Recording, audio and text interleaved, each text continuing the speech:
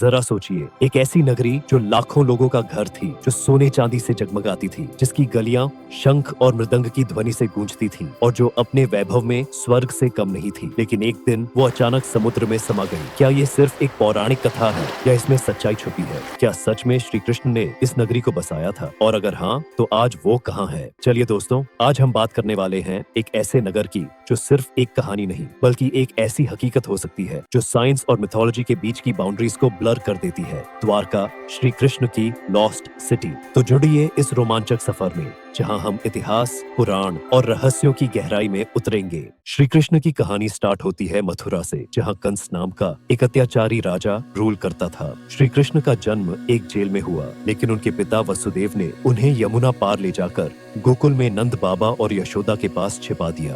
बाल्यकाल में श्री कृष्ण ने कई मिरेकल्स किए, कालिया नाग को हराया, गोवर्धन पर्वत उठाया और अपनी बांसुरी की धुन से सबको मोहित कर लिया। लेकिन असली ट्विस्ट तब आया जब श्री कृष्ण ने मथुरा लौटकर कंस का वध किया। अब आप सोच रहे होंगे, अगर कंस खत्म हो गया तो फिर श्री कृष्ण ने मथुरा क्यों छोड़ा? रीजन था जरासंध। कंस का ससुर जरासंध श्री कृष्ण से बदला लेने के लिए बार बार मथुरा पर अटैक करने लगा।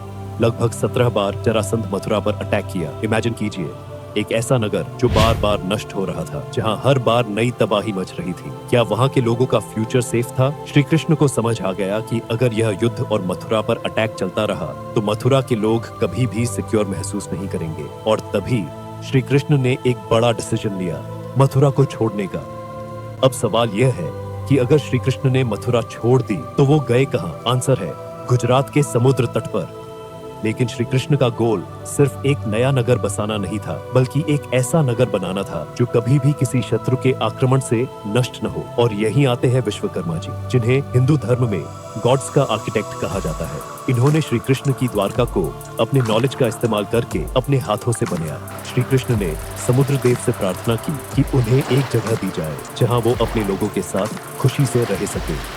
समुद्र देव ने श्री कृष्ण की प्रार्थना को स्वीकार किया और समुद्र देव ने ओशन में से एक बहुत बड़ा लैंड अपलिफ्ट कर दी, जहां बना एक खूबसूरत द्वारका। पर यह कोई नॉर्मल सिटी नहीं थी। इसमें 6 मासिव गेट्स थे, वाइड स्ट्रीट्स थी और हर पैलेस सोने, चांदी और रत्नों से सजा हुआ था। 96 महल। इमेजिन करो, हर जगह सोने चांदी की चमक, नदियों में बहते मोती और एक ऐसी नगरी जो शायद अपनी टाइम पीरियड से कहीं ज्यादा एडवांस थी। Everything was perfect. लेकिन फिर एक घटना ने सब कुछ बदल दिया। एक दिन कृष्ण के पुत्रों और यादव वंशजों ने एक मुनि का मजाक उड़ाया, जिसका परिणाम एक भयंकर श्राप बना। ऋषि दुर्वासा ने यादव वंश को श्रापित कर दिया कि एक दिन वे स्वयं अपनी विनाश का कारण बनेंगे। यादव वंश खुद अपना ही विनाश कर लेगा। धीरे धीरे आपसी लड़ाइयां बढ़ने लगी और आखिर में यादवों ने एक दूसरे को ही खत्म कर दिया। श्री कृष्ण ने सब कुछ अपनी आंखों के सामने बिखरते देखा। इस सब के बीच कृष्ण अकेले रह गए और तब उनकी कहानी अपने अंतिम चरण तक पहुंच गई। एक दिन कृष्ण एक वन में एक पेड़ के नीचे विश्राम कर रहे थे। तभी एक शिकारी जरा ने उनके चरण को एक हिरण समझकर तीर चला दिया, जो तीर सीधा कृष्ण के पैर की एड़ी पर जाके लगा। कृष्ण ने मुस्कुराते हुए कहा, यह तो सिर्फ एक बहाना था, समय आ गया है मुझे लौटने का। और फिर कृष्ण ने अपनी देह त्याग दी और वैकुंठ के लिए प्रस्थान किया। जैसे ही कृष्ण इस पृथ्वी से विदाई ले गए, द्वारका भी समुद्र की गहराइयों में समा गई, जैसे कि समुद्र ने उसे वापस ले लिया हो। Now science enters the chat. 1980 और 1990 में भारतीय समुद्री पुरातत्वविदों ने गुजरात के तट पर समुद्र में खोज की और जो मिला उसने सभी को चौंका दिया। समुद्र के नीचे पत्थर की दीवारें, स्तंभ और सड़कें पाई गई। 4000 साल पुराने आर्टिफैक्ट्स मिले, जिनकी कार्बन डेटिंग से पता चला कि यह अवशेष 185 से 2000 ईसा पूर्व के हैं।